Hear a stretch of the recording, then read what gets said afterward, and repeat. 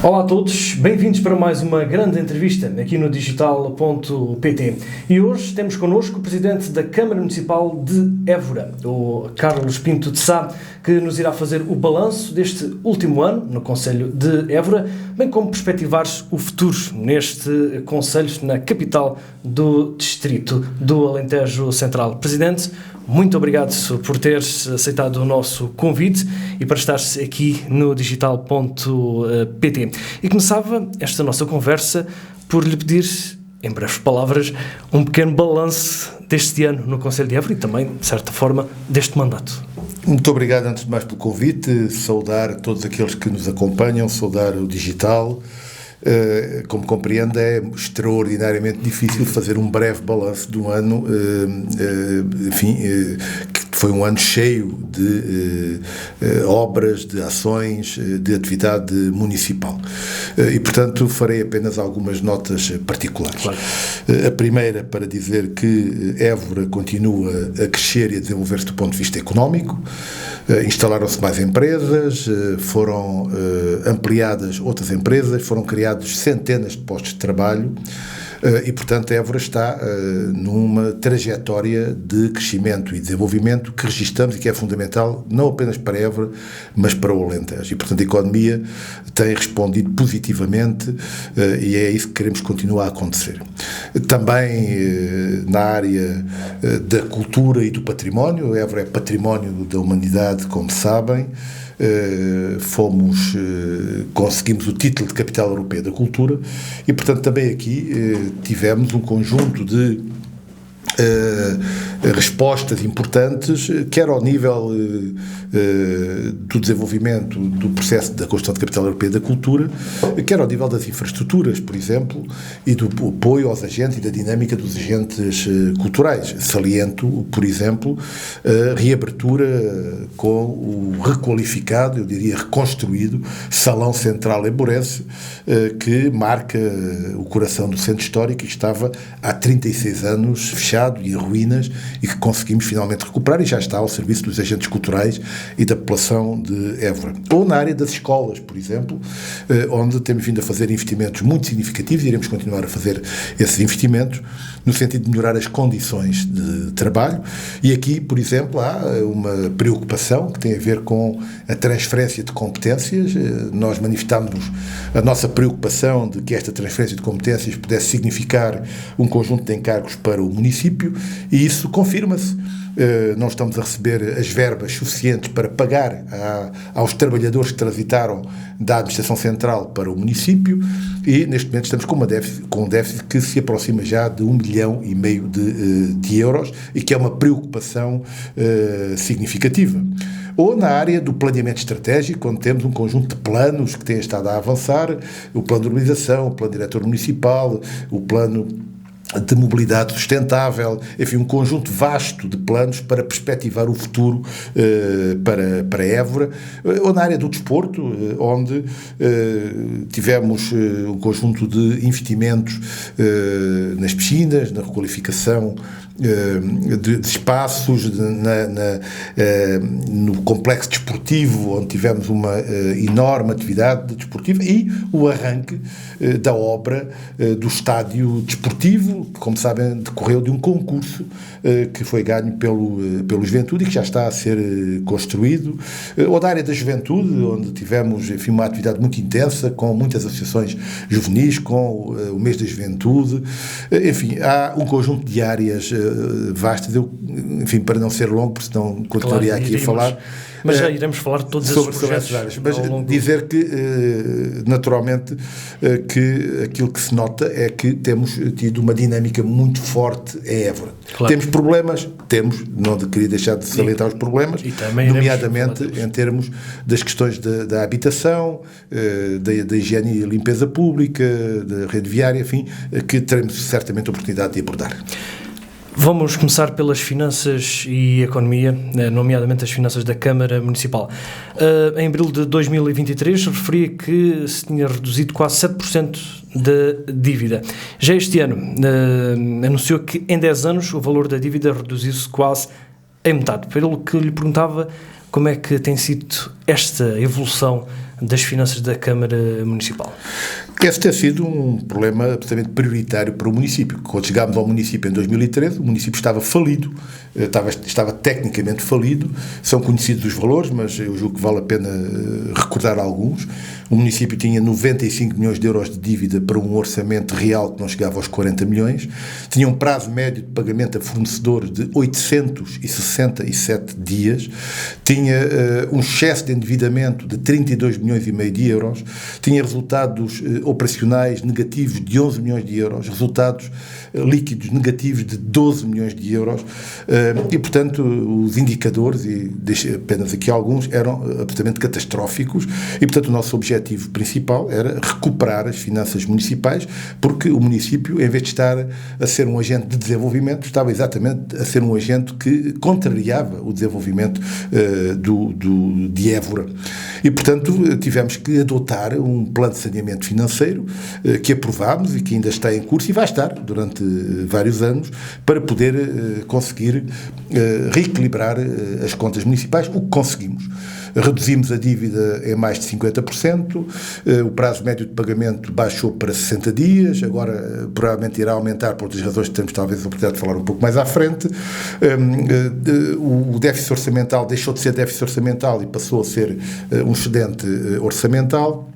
E reduzimos substancialmente os valores negativos dos resultados económicos do município. Portanto, o município passou a ter capacidade de investimento, passou a ter 9 milhões de euros de capacidade de investimento, quando antes tinham um excesso de endividamento de 32 milhões e meio de euros, e, portanto, isto tem permitido que, a pouco e pouco, o investimento municipal possa crescer, que a atividade municipal possa crescer, obviamente longe daquilo que era necessário, mas ainda assim, digamos, muito significativo se comparado com o ponto de partida em 2013. Portanto, nós temos um município cujas contas foram recuperadas, mas que ainda mantém problemas sérios estruturais, nomeadamente o problema do contrato que temos com o sistema multimunicipal de águas.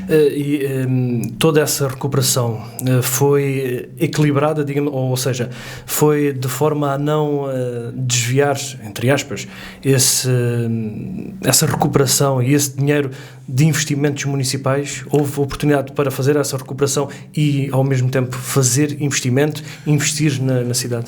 Tivemos que fazer opções, e as opções nos primeiros anos foi, obviamente, que os investimentos que era possível fazer eram apenas aqueles que fossem financiados por programas da União Europeia. A Câmara não tinha capacidade, nem autorização, porque a Câmara foi declarada em desequilíbrio financeiro estrutural em 2013 e tinha um plano muito rígido que lhe impedia, por exemplo, de contratar pessoas, de fazer investimentos, de dar apoio ao movimento associativo sem fins lucrativos, só para ter uma ideia destas implicações, e, portanto, tivemos que fazer opções. E a opção foi procurar fazer os investimentos que decorriam de fundos da União Europeia. E isso conseguimos. Por exemplo, logo em 2014, conseguimos recuperar um investimento que estava perdido, de recuperação da escola André de Rezende, no valor de mais de 3 milhões de euros, que não só conseguimos recuperar, como conseguimos fazer a obra e concluir a obra, e aí está a escola. E, portanto, tivemos que ir por aí. Portanto, à medida que fomos ganhando capacidade de investimento, tivemos a possibilidade de começar a investir noutras áreas e, em particular, a partir do mandato anterior, com a candidatura que fizemos ao PT 2020, ao chamado Plano de Estratégia de Desenvolvimento Urbano, foi uma das candidaturas que fizemos, conseguimos trazer para Évora um conjunto de quase 9 milhões de euros que permitiu investir em muitas áreas. Destaco, em particular, o Palácio do Manuel, que foi reabilitado, o Teatro Garcia de Rezende, que foi reabilitado, já falámos aqui do Salão Central Eborense, o edifício de espaços do Conselho, intervenções como aquela que está a ser feita de ligação pedonal entre a estação ferroviária, o Rocio e o centro histórico, novas ecovias, portanto, um conjunto de investimentos que temos vindo a fazer, temos vindo a aumentar ao nível destes últimos anos e, portanto, naturalmente, não fizemos os investimentos que gostaríamos de ter feito, porque, é bom dizer isto, estamos a pagar, no âmbito do plano de saneamento financeiro e por causa da dívida que tínhamos, cerca de 5 milhões de euros por ano de amortização e de juros da dívida que vinha de trás. Mas toda essa dívida é, digamos, sustentável?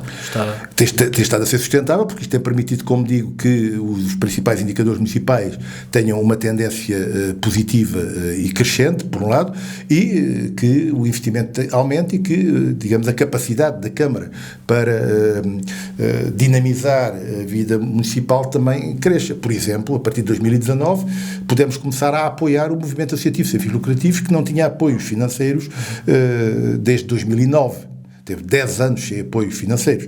E agora temos um amplo leque de apoios, às vezes com dificuldades, naturalmente, mas tivemos um amplo leque de apoios na área desportiva, a área cultural, entre outras, que não tínhamos anteriormente.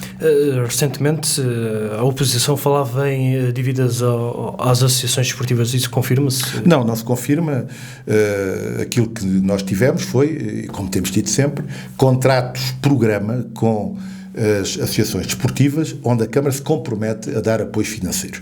Mas para que esses apoios financeiros possam ser dados, há necessidade de que se verifique um conjunto de requisitos, nomeadamente que essas associações não tenham dívidas à Câmara. Isto é legal.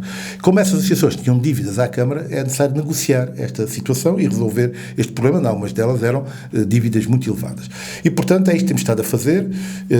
Ainda ontem tivemos uma reunião com alguns clubes para que, espero eu, nos próximos dias, a situação esteja resolvida, acordada e se possa, por um lado, fazer um acordo de pagamento relativamente às dívidas que essas associações, esses clubes têm e, por outro lado, a Câmara possa começar a fazer os pagamentos que pretende fazer no âmbito dos contratos-programa que tem e que aumentou substancialmente nos últimos 2 anos.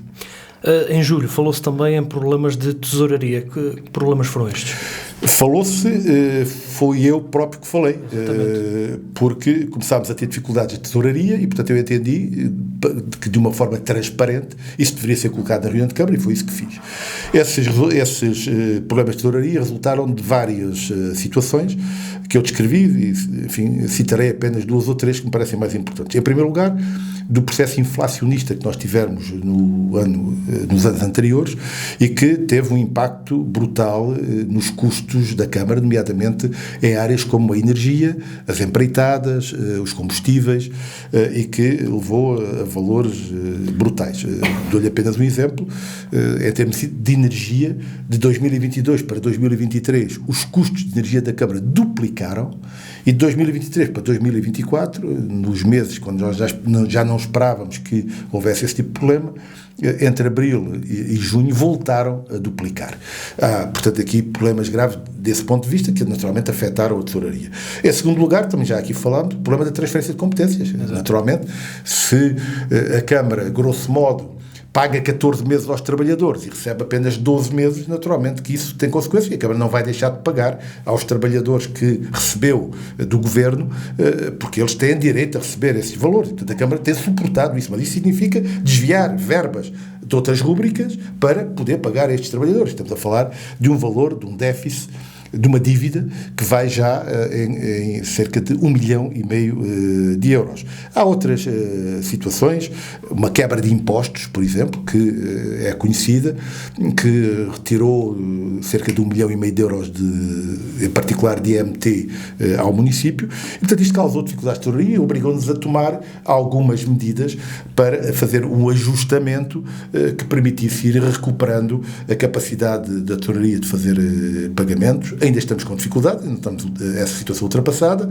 Esperamos que rapidamente o Governo reponha a dívida que tem na âmbito da transferência de competências para podermos, a pouco e pouco, regularizar esta situação.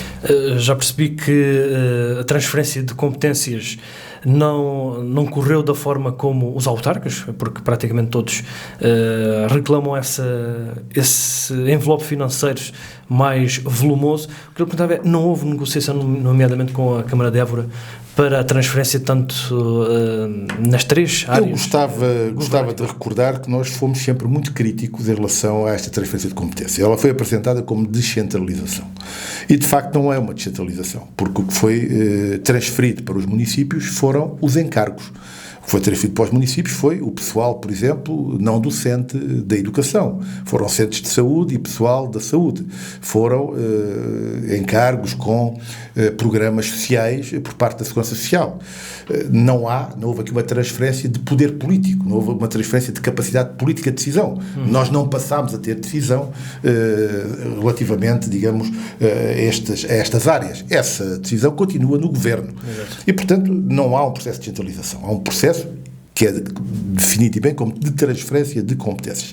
A nossa preocupação, que alertámos muito, é que a transferência de competências transferisse também os déficits que o Governo tem nestas áreas. Toda a gente sabe que havia e continua a haver um déficit de investimento da Administração Central e dos governos na área da educação, na área da saúde, na área social, e nós tínhamos algum receio que esses déficits fossem transferidos. E eles foram transferidos. Na área da educação é a área onde temos maiores problemas, maior déficit. Também temos alguns problemas nas outras áreas, menores, é verdade, mas também temos alguns problemas nas outras áreas.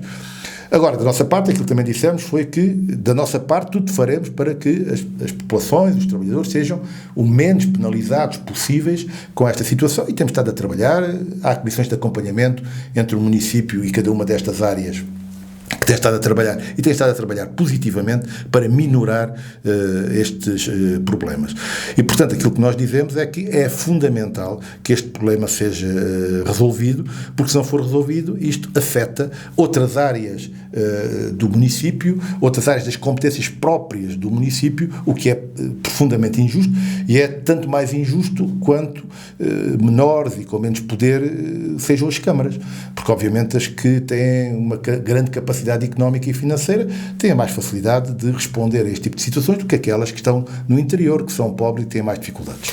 Acaba de dizer que há necessidade de rever toda esta situação. Já falou com este novo governo e já tentou negociar? Já transmitimos a este governo, desde logo, aliás, várias questões. Desde que este governo tomou posse, pedi reuniões, e já tive reuniões com a Sra. Ministra da Cultura por razões óbvias, tinha a ver sobretudo com a Capital Europeia da Cultura, não apenas, mas com a Capital Europeia da Cultura, com o Sr. Ministro das Infraestruturas, onde estivemos a tratar de um conjunto de infraestruturas, nomeadamente as questões relacionadas com o Hospital Central do Alentejo em construção, com o IP2 e com outro tipo de situações, com o Sr. Ministro da Coesão Territorial, onde lhe coloquei exatamente a questão da transferência de competências e deste déficit, uma vez que é o Ministro que tem esta responsabilidade, com o Sr. Secretário de Estado da Administração Local, com a Sra. Secretária de Estado da Gestão Hospitalar, e em todas estas reuniões deixámos um memorando escrito com as questões fundamentais que nos preocupavam e a que aguardamos resposta. Há pouco falou aí numa quebra da receita dos impostos, mas temos falado também no crescimento do desenvolvimento económico. Como é que se explica essa quebra nos impostos se o desenvolvimento económico tem aumentado no Concelho de Évora? Olha, vamos tratar dos impostos. IMI. Nós reduzimos o IMI e não tivemos quebra no IMI. Isto significa o quê? Que aumentou, digamos, a cobrança de IMI, apesar de termos reduzido a taxa de IMI, o que é uma boa notícia. Aconteceu também, digamos, com a derrama. A derrama praticamente não sofreu grandes alterações, porque apesar de termos reduzido a derrama manteve-se. O mesmo relativamente às questões de outros impostos em geral, exceto no IMT. O IMT é o IMT da transação de edifícios. Ora, nós tivemos muitas transações de edifícios em Évora nos anos anteriores que decorrem essencialmente de decisões dos fundos imobiliários e de outros interessados no imobiliário que obviamente não dominamos. Aliás, o problema que temos neste momento em Évora e no país, relativamente aos preços da habitação, de acesso à habitação, eu gostava de dizer, já falaremos disso se calhar mais à frente, mas gostava de dizer que nós não temos um problema de falta de habitação em Portugal, não temos um problema de falta de habitação em Évora, nós temos um problema de falta de capacidade para aceder à habitação. Haja dinheiro e aparecem os prédios para arrendar e para comprar. E, portanto, quem domina este mercado e quem pôs este mercado neste estado foi exatamente o abrir o mercado, e neste momento são, digamos, os grandes interesses nacionais e internacionais que estão a determinar os preços de mercado. Os preços de mercado hoje não são determinados em Évora, não são determinados no país, são determinados ao nível dos mercados internacionais. E isso é um problema que, obviamente, compete ao governo, aos governos, eu diria até à própria União Europeia, porque isto é um problema também europeu, responder. Ora, obviamente o IMT depende, digamos, desta flutuação dos interesses imobiliários e da maior ou menor venda de prédios que existam, e julgo que essa quebra resultou daí. Ao longo deste mandato e também dos anteriores, várias indústrias se têm instalado no Concelho de Évora. Como é que tem sido possível atrair toda esta indústria para o Concelho de Évora? Bem, desde logo nós definimos, desde o início no primeiro mandato, uma cooperação muito forte com entidades governamentais, com entidades que têm capacidade para intervir em cada uma das áreas, e estabelecemos uma cooperação estratégica na altura com a região turismo, depois com a entidade regional de turismo, com o ICEP, que é o instituto que acompanha, digamos, os investimentos internacionais, e com um conjunto de outras organizações.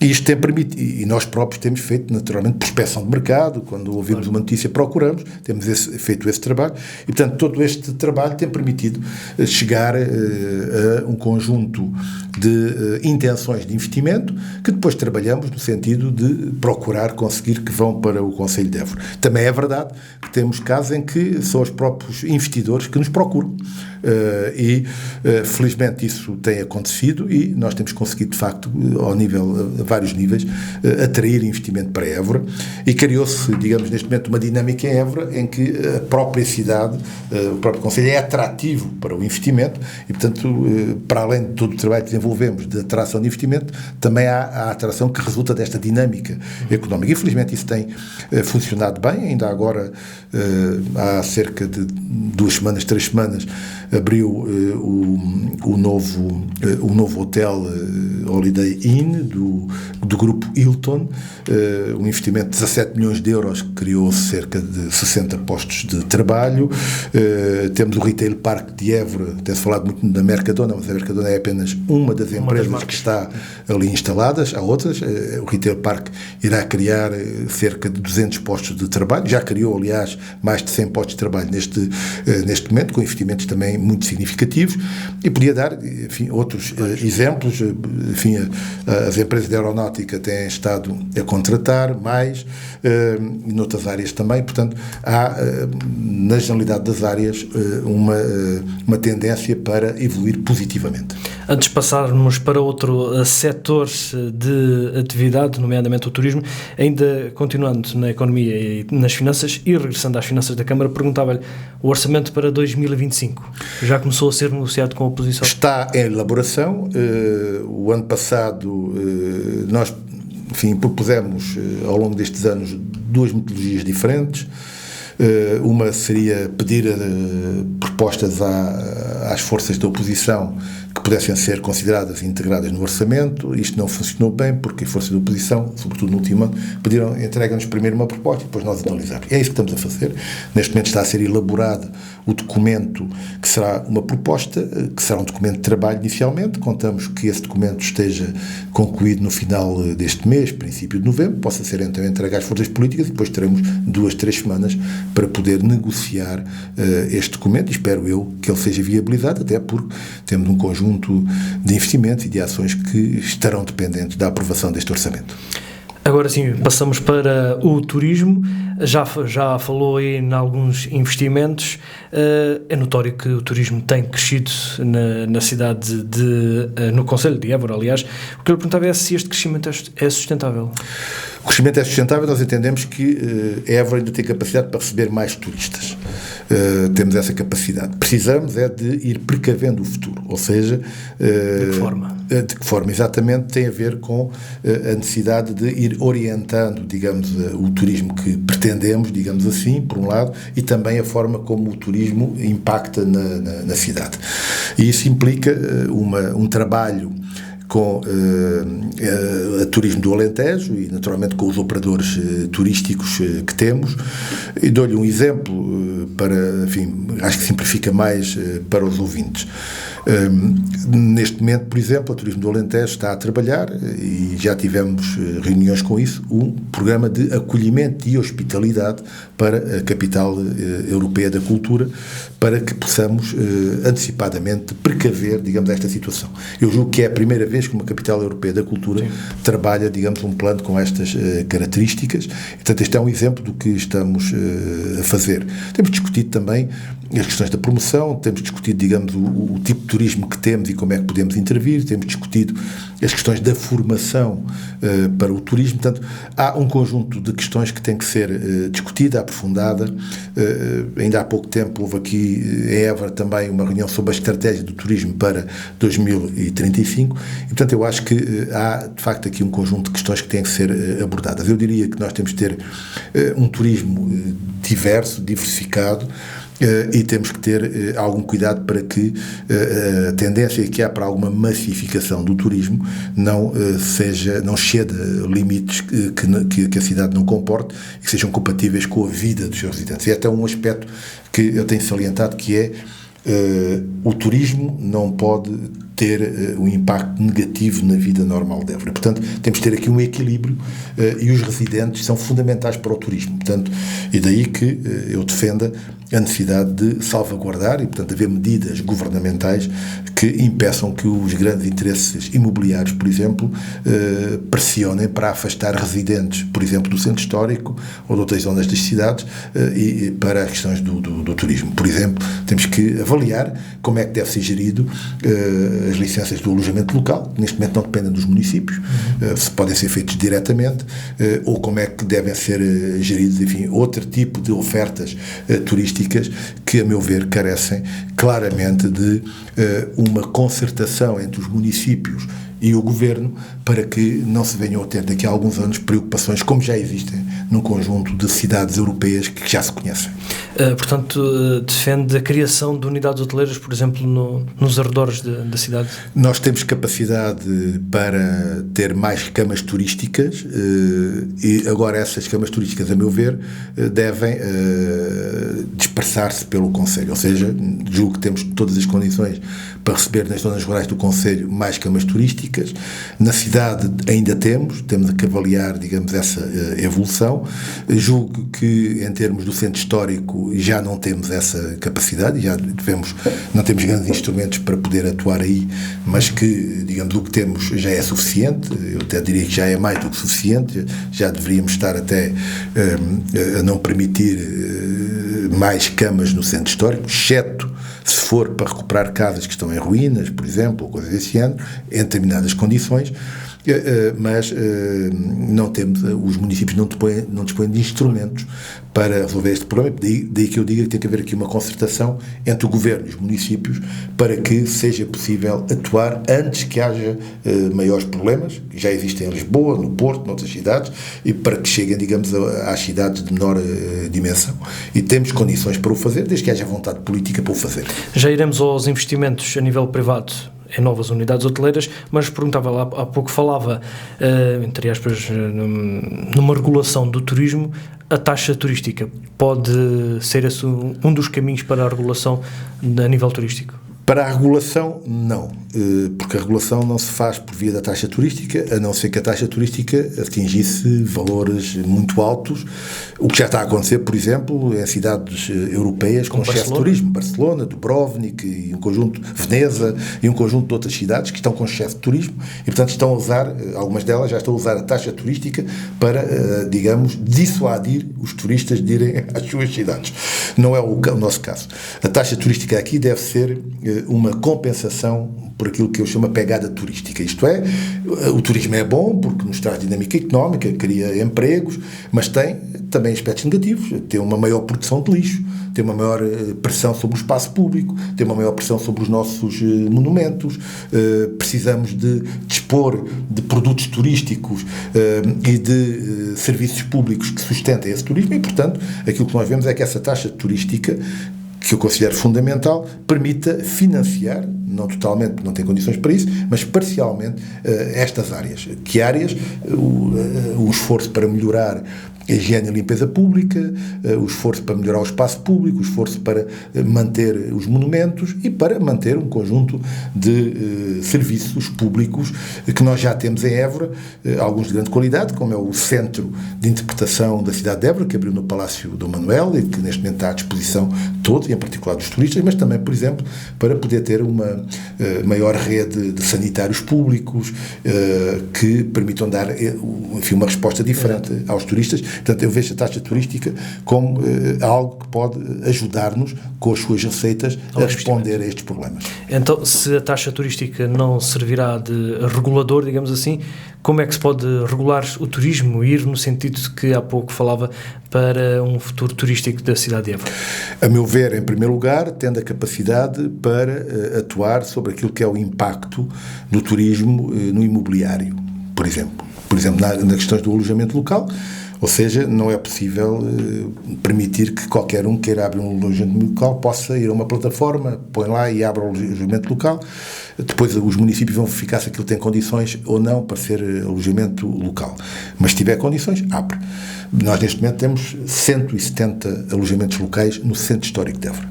Só no Centro Histórico? Só no Centro Histórico de Évora. Isto significa, a nosso ver, que já são suficientes os alojamentos locais. Eu diria que provavelmente até começarão já a ser demais. E portanto nós precisamos de ter a capacidade de regular esta situação. Precisamos de legislação que permita que os municípios se pronunciem sobre esta matéria, no mínimo, e isso decorre naturalmente da vontade que a Administração Central tiver para dar essa competência aos municípios.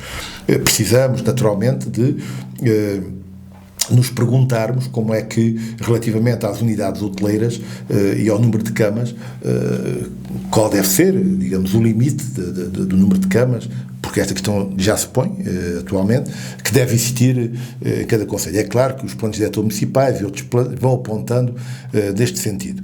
Mas precisamos ter instrumentos que façam isto e uma discussão que permita, digamos, chegar à conclusão quais são as melhores soluções deste ponto de vista. Portanto, a regulação tem que ser necessariamente por via da Administração Central e diria eu que será bom que isso seja também concertado e que os municípios possam ter uma participação, nomeadamente competências a esse nível. Ao nível do investimento privado e novas unidades hoteleiras, continua a haver interesse dos privados em criar novos hotéis no concelho de Évora?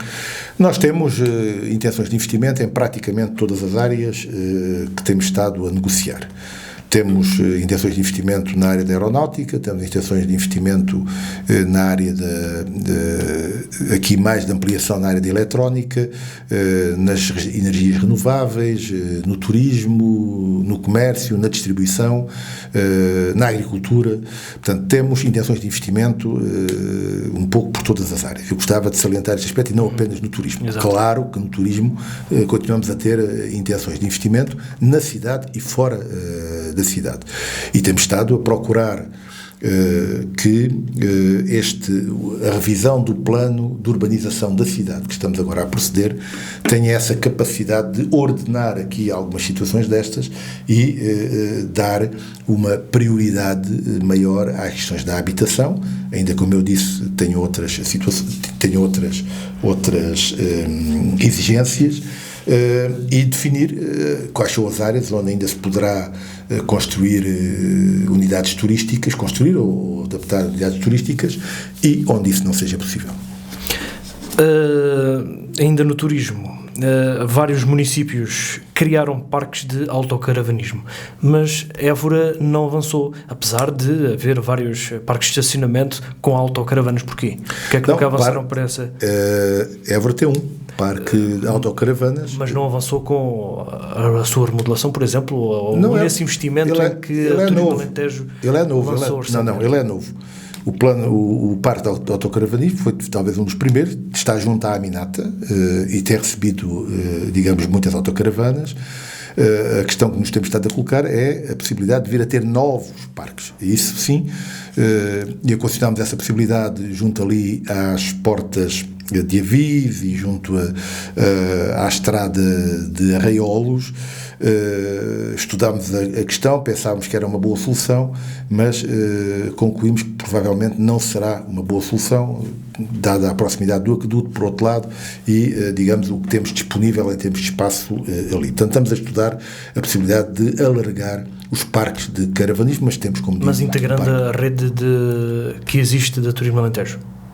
Nós estamos a trabalhar com o turismo do Alentejo sempre, portanto, naturalmente, as questões que digam respeito quer ao autocaravanismo, quer a outras soluções, serão sempre em consonância com o turismo do Alentejo. O turismo está ligado, inevitavelmente, à cultura, e a cultura significa também, não só, mas também, Cidade Europeia da Cultura. Em 2023 foi anunciada a decisão de 2023-2022, salvo erro, a decisão de Évora ser Capital Europeia da Cultura em 2027. Este é um projeto que, até chegar a este anúncio, envolveu um grande trabalho. E era isso que lhe ia pedir também, em breves palavras, como é que decorreu todo este trabalho até chegares ao grande anúncio de que Évora seria Cidade Europeia da Cultura? Muito rapidamente eu gostaria de salientar, e agradeço, o título foi concedido a 7 de dezembro de 2022. É isso. Gostaria de salientar que nós começámos a trabalhar bastante cedo, uns anos antes, fomos até acusados na altura de, enfim, porque é que estávamos a trabalhar já, faltavam tantos anos e tal. Portanto, explicámos que as coisas tinham que ser preparadas. Primeiro, perceber se Évora tinha ou não tinha condições para ser Capital Europeia da Cultura. Fizemos esse estudo, discutimos e chegámos à conclusão que sim. Depois entendemos que, apesar do projeto e da candidatura ser do município de Évora, que deveríamos envolver as entidades da região e da cidade, e por isso propusemos e criámos uma comissão executiva constituída por 8 entidades: a Câmara Municipal, a Direção-Geral de Cultura, a Universidade de Évora, a CIMAC, junto aos 14 municípios do Alentejo Central, do Distrito de Évora, a Fundação Jean de Almeida, a Turismo do Alentejo, a CCDRA e a Agência de Promoção Turística do Alentejo. E foram estas entidades que construíram essa Comissão Executiva e que a Câmara colocou como, digamos, o grupo de trabalho, a direção, a coordenação para dar as grandes orientações para a capital. Mas precisámos de, naturalmente, ter quem operacionalizasse tudo isto. E, portanto, foi criada uma equipa de missão que foi criada em finais de 2019, entrou em funções em 2020, uma parte dela, em particular a sua coordenadora, e que tinha como por objetivo fazer essa operação. E foi feito dessa forma. E esta candidatura tem algumas características que eu gostaria de salientar. A primeira, muito importante, é a questão da cooperação entre entidades regionais. Foi possível, apesar de termos entidades muito diferenciadas e com opiniões muito diferenciadas, com posicionamentos muito diferenciados, conseguir sempre consenso relativamente àquilo que eram os vários passos para a Capital Europeia da Cultura. Discutiu-se muito, muitas vezes acaloradamente, mas foi possível sempre consensualizar posições. E nós consideramos que esta questão da consensualização de posições era fundamental e não a imposição de uns em relação a outros. Depois, a questão de abranger todo o Alentejo e não apenas Évora na Capital Europeia da Cultura para promover o Alentejo. A questão de propormos um projeto diferente daquilo que eram as capitais habituais e conseguimos ligar esse projeto à identidade cultural do Alentejo. O vagar resulta disso, o conceito de vagar resulta disso. E a proposta que fazemos é uma proposta que o júri reconheceu e que hoje em dia o painel de especialistas que nos acompanha a nível europeu e a família ECOC, junto às capitais, as anteriores, as atuais e as futuras capitais europeias da cultura, também reconhecem a diferença do nosso projeto e o interesse do nosso projeto. E nós ganhamos porque tivemos essa capacidade e porque a Comissão Executiva teve a capacidade de dar essas orientações e a equipa de missão teve a capacidade de concretizar o projeto e ser vencedor. E, portanto, eu diria que foi uma grande vitória para Évora e para o Alentejo e que era necessário preservar, naturalmente. De acordo com o regulamento, devia ser criada uma estrutura autónoma da Câmara para fazer a gestão da capital. O que foi previsto foi a criação de uma associação que fizesse essa gestão. Nós propusemos, e eu empenhei-me nisso, que a Assembleia Geral da Associação fosse a antiga Comissão Executiva que tinha trazido o projeto até aqui, e assim foi. e a associação foi discutida com o anterior governo, mas infelizmente arrastou-se muito a criação da associação. Mas arrastou-se porquê? Arrastou-se porque não houve respostas, de facto, do anterior governo.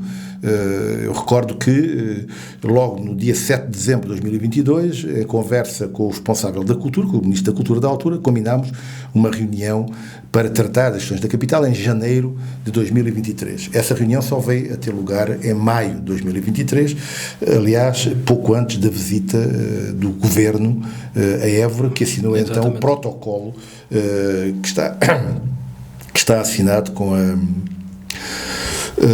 a Câmara de Évora sobre essa matéria.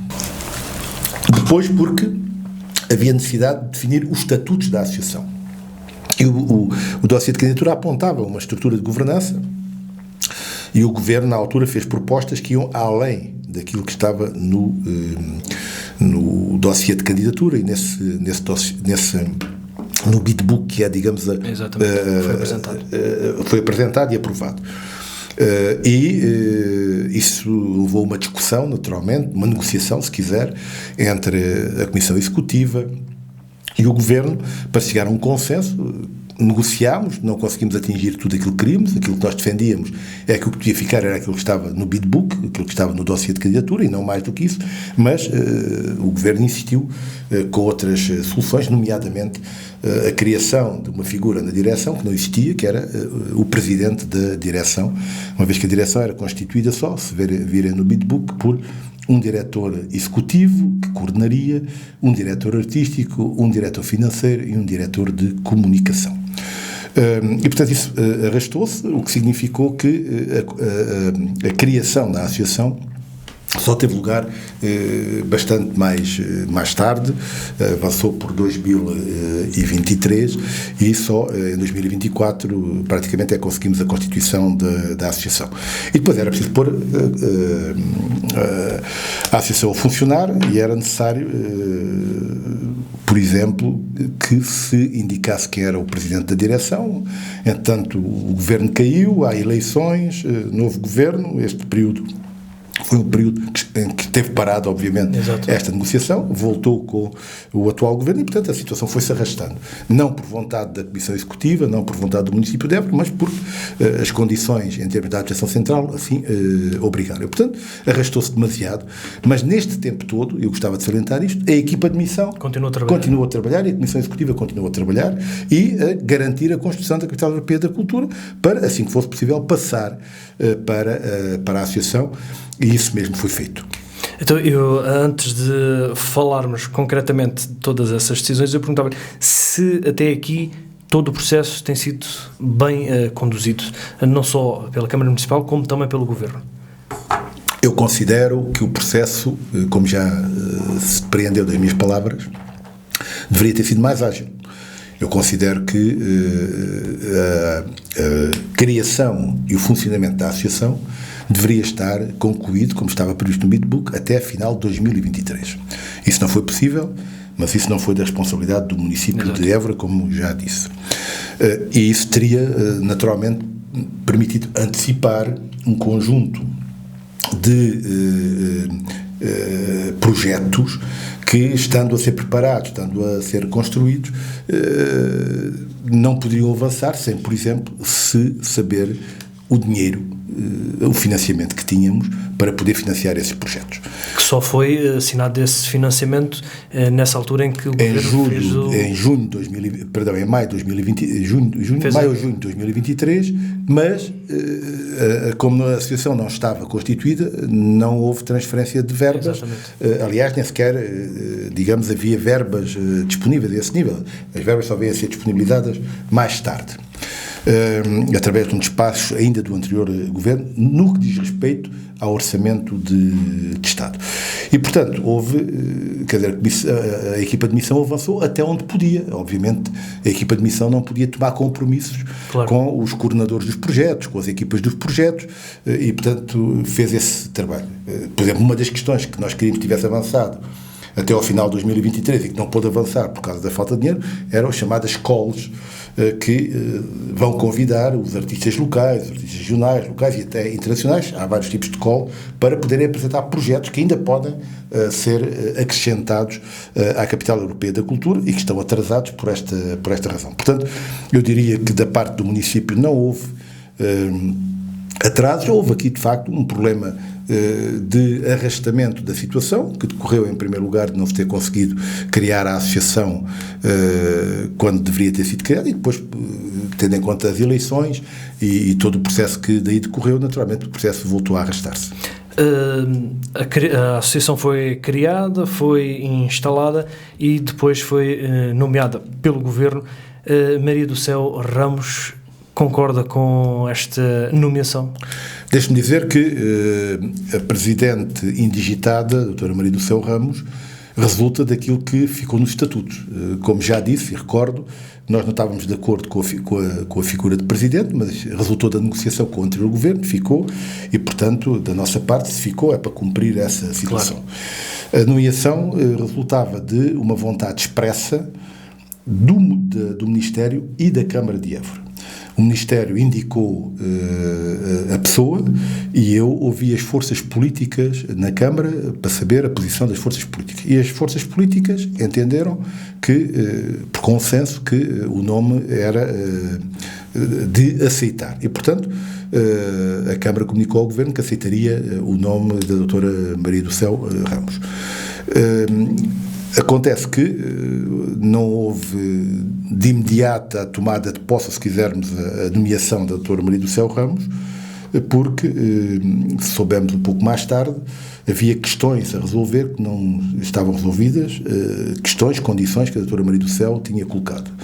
Uma delas tinha a ver com o conhecimento do estatuto remuneratório, que eu compreendo perfeitamente, e outra que eu já não compreendo, ou pelo menos, enfim, não apresentei a minha discordância relativamente a essa matéria, era que fosse ela a indicar os diretores a nomear pela Assembleia Geral. Portanto, ainda não tomou posse. Há pouco frisou a indigitada, portanto, ainda não tomou posse. Ainda não tomou posse. Há a perspectiva de se marcar, a breve trecho, uma data para a tomada de posse da doutora Maria do Céu, numa cerimónia, naturalmente, com o Governo em Évora. E, portanto, ainda não tomou posse. Mas indicou, e não tomou posse, repito, porque por várias vezes a doutora Maria do Céu indicou que entendia que tinha que ser cumpridas aquelas condições, o que é aceito essa situação como normal, mas a situação foi-se arrastando. Entretanto, relativamente aos dois diretores de nomeação, eu informei na altura, aliás, como afirmei ao longo do tempo, considerava que era fundamental que a equipa de missão que assegurou o trabalho operacional da Capital Europeia da Cultura teve um papel decisivo e determinante na vitória que obtivemos, que essa equipa transitasse para a associação, desde que, obviamente, os seus membros o quisessem. E por isso, quando foi discutida esta situação, informei que achava que os nomes para a direção não podiam ser nomes da exclusiva confiança da doutora Maria do Céu, mas que deveriam ser discutidos no âmbito da Assembleia Geral. Devia ser a Assembleia Geral a tomar a decisão sobre essa matéria e, a meu ver, tendo em atenção a equipa de missão que tinha... E quais eram os lugares, digamos assim, os cargos que iriam ocupar, hipoteticamente, a equipa de missão, visto que são várias pessoas? Parece óbvio a situação. Nós tínhamos uma responsável da equipa de missão da área da comunicação e alcance, e, portanto, a meu ver, aquilo que seria lógico é que essa responsável da equipa de missão pudesse vir a ser a diretora de comunicação e alcance na direção. E por isso apresentei essa proposta à Assembleia Geral. A doutora Maria do Céu apresentou a sua proposta, a Assembleia Geral entendeu aprovar a proposta da doutora Maria do Céu e não a minha proposta, o que levou, como se compreenderá, à saída da responsável da área de comunicação. Até aqui. que era responsável até aqui da área de comunicação da equipa de missão. E depois, por razões que toda a gente perceberá, considero que era absolutamente fundamental que a Paula Garcia, coordenadora da equipa de missão, pudesse continuar e ter um papel determinante na direção. O cargo de diretor artístico é um cargo de concurso público e, portanto, eu esperava que a Paula Garcia pudesse concorrer ao concurso e, enfim, julgo eu que teria condições para ganhar o concurso, mas, enfim, o concurso é sempre um concurso, claro. Não se sabe o que é que resulta disso, mas, enfim, concorresse e que, no entretanto, garantisse, digamos, como tem garantido, digamos, este papel na direção artística. Até concorreres, qual seria o cargo que poderia ocupar, na sua opinião? O que tem vindo a ocupar neste momento, que é, digamos, uma contratação para poder desenvolver o seu trabalho. Exatamente. Que é aquilo que temos feito até agora. Não precisamos ter aqui nenhum cargo especial, só que a Paula comunicou na última Assembleia Geral, que ocorreu ontem de manhã, que se desvinculava, face aos acontecimentos que tinham ocorrido, se desvinculava da Capital Europeia da Cultura. Eu acho que é uma perda grande para a capital, acho que é uma preocupação que tenho relativamente, digamos, à construção da Capital Europeia da Cultura,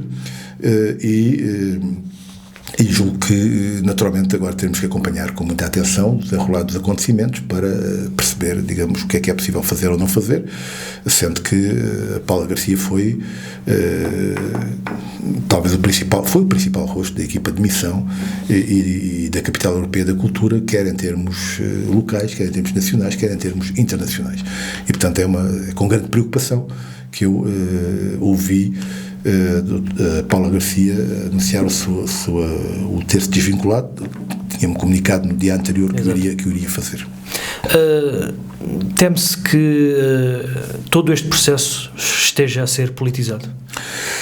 Eu gostava de dizer aquilo que disse há pouco no início se há coisa que este processo demonstrou, é que se houver capacidade de consensualização nas instituições regionais, se houver capacidade de nos ouvirmos uns aos outros, de não nos querermos impor uns em relação aos outros, de termos a capacidade de juntarmos e consensualizarmos posições, que conseguimos atingir objetivos importantes. E a Capital Europeia da Cultura demonstra isso. Eu espero que prevaleça, digamos, aqui essa orientação que até aqui foi possível imprimir ao processo da Capital Europeia da Cultura e que se possa garantir que essa situação vai prevalecer. Que estou preocupado, obviamente estou. Os vários nomes que fazem parte da associação são, neste momento, e analisando os nomes, na sua maioria, da cor do governo que neste momento está. O que eu lhe perguntava era se este novo governo está a tentar, entre aspas, claro, tomar de assalto a Évora 27. Eu não responderei, digamos, a essa questão dessa forma direta, digamos assim. Aquilo que eu posso dizer, que me parece importante, é isto. Foram cumpridos os estatutos da associação. É verdade, foram cumpridos os estatutos da associação. A doutora Maria do Céu indicou as suas condições. Eu discordei de uma dessas condições, transmiti na Assembleia Geral, houve uma discussão na Assembleia Geral, a maioria da Assembleia Geral entendeu atender às propostas da doutora Maria do Céu. E, portanto, esse é o processo que está a decorrer. Que, obviamente, não é um processo em que se estão a promover consensos, parece-me óbvio, nomeadamente relativamente àquilo que era a prática anterior e que me parece que deve continuar. E, portanto, aquilo que eu quero dizer nesta fase, até porque eu entendo que tem que haver aqui muito bom senso de todas as partes, é a necessidade de se encontrarem as melhores soluções no respeito por aquilo que foram as características que levaram à vitória na Capital Europeia da Cultura e à importância que este projeto tem. Agora não é um projeto de Évora. Isto é um contrato que o município de Évora tem com a Comissão Europeia e com o governo português. E é um projeto internacional. É apenas a maior expressão, o maior evento cultural da Europa.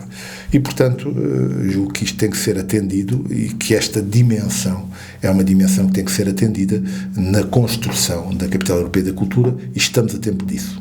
Ainda falando de Maria do Céu Ramos, há pouco referiu que colocou para tomar posse a doutora Maria do Céu, digamos que deu duas condições, nomeadamente a nomeação de pessoas da sua confiança para a direção e também o regulamento, penso que é assim, o regulamento remuneratório.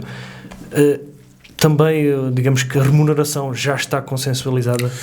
O estatuto remuneratório foi definido da seguinte forma. Foi proposta, aliás, a própria doutora Maria do Céu... Já está definido quanto é que vai... A própria doutora Maria do Céu propôs isso, que fosse constituída uma comissão de vencimentos que permitisse fazer uma proposta à Assembleia Geral relativamente ao estatuto remuneratório da direção da associação. E eu propus até que isso fosse alargado e que, para além do estatuto remuneratório da direção, pudesse também essa comissão abordar as questões relativas com, digamos, os outros quadros que vão ser necessários contratar para a associação. Essa comissão foi constituída, fez o seu trabalho, apresentou uma proposta e na reunião foi aprovada a proposta e depois de uma discussão na Assembleia entendeu-se que não seria de seguir aquela proposta, mas de se fazer uma proposta alternativa. E foi essa proposta alternativa que foi vencedora. Eu neste momento não vou adiantar ainda essa proposta, acho que há necessidade de fazer essa divulgação e o processo tem que ser transparente, tem que se conhecer tudo claro. Isso. Direi apenas que a Comissão de Vencimentos fez uma proposta, não foi essa a proposta aprovada, foi uma outra proposta e a seu tempo... E a proposta alternativa foi apresentada por quem? Essa proposta alternativa resultou da discussão que a Assembleia Geral teve e da intervenção de vários membros da Assembleia Geral que apresentaram as suas opiniões sobre a matéria. Portanto, estão reunidas as condições para Maria do Céu Ramos tomar posse? Estão reunidas as condições que ela colocou para a tomada de posse. Perante todos estes desenvolvimentos, colocava-lhe duas perguntas. Évora 27 tem tudo para correr bem ou tem tudo para correr mal? A experiência que temos das capitais europeias da cultura é que as coisas nunca correm sempre bem. A experiência que temos é que há sempre problemas e às vezes até problemas graves. Eu recordo, por exemplo, que em Guimarães o problema foi tão grave que, num determinado momento, exigiu, na altura, a intervenção do Sr. Presidente da República, que era, na altura, o Dr. Jorge Sampaio, para pôr ordem na casa e resolver um problema que é resolver o evento internacional que Portugal tinha para resolver. E, portanto, há sempre, obviamente, problemas ao nível da estrutura de governança das capitais, ao nível, obviamente, do programa artístico, das expectativas que as pessoas têm relativamente às capitais. Portanto, problemas há sempre e, portanto, as coisas não correm sempre bem, há sempre problemas. Portanto, nós temos consciência que essas situações acontecem. Aquilo que eu acho é que o projeto da Capital Europeia da Cultura, o conceito, o que foi proposto, aquilo que o júri manifestou quando deliberou que Évora seria vencedora. A monitorização que o painel de especialistas já fez e as chamadas de atenção que já fez dão conselhos, digamos, sobre estas matérias e salientam este projeto único de Évora. Eu acho que o projeto tem todas as condições para corresponder àquilo que se pretende. É necessário, obviamente, que nessa construção nós consigamos garantir que é respeitado o bid-book, que é respeitado as características que estão no bid-book, que o vagar é realmente reconhecido e praticado, o conceito de vagar, e que não tem a ver com ser lento, tem a ver exatamente com as preocupações de equilíbrio, com as preocupações de termos a capacidade de nos ouvirmos uns aos outros e de trabalharmos com os outros. Ou seja, tudo isto, se o conceito do devagar e se aquilo que está no bid-book for respeitado, teremos uma boa capital europeia da cultura. Estamos neste momento com problemas que, obviamente, temos que enfrentar. Ou seja, com vagar, mas não devagar. É exatamente isso. Mas ainda falou também a construção e está um pavilhão também para construir. E esse é da responsabilidade da Câmara Municipal. E da Capital Europeia da Cultura. Exatamente. Porque foi proposto no âmbito da candidatura. Aliás, a parte material é da responsabilidade da Câmara e de outros parceiros na Capital Europeia da Cultura. Por exemplo, o estádio desportivo que resultou de um concurso que a Câmara lançou para ceder o terreno para a construção do estádio, foi ganho pelo Juventude Sport Clube, mas cabe, digamos, ao Juventude garantir a sua construção, e o estádio já está em construção. A Câmara, por exemplo, responsabilizou-se por abrir o Salão Central, disponibilizar o Salão Central para a Capital Europeia da Cultura, e o Salão Central já está aberto e a funcionar. Mas há outros aspectos materiais de investimento físico a fazer. Um deles é o pavilhão multiusos, ou, enfim, no dossiê de candidatura damos-lhe outro nome, e em rigor temos que arranjar um nome mais capaz para o que está no dossiê de candidatura, é o Centro Cultural Multiusos.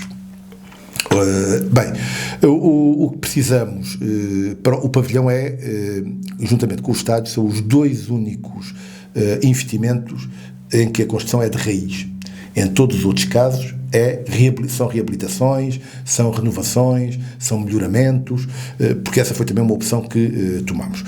O pavilhão faz falta à Évora, e fazia falta com ou sem Capital Europeia da Cultura. Exato. Aproveitando a Évora e o Alentejo, aproveitando a Capital Europeia da Cultura, propusemos essa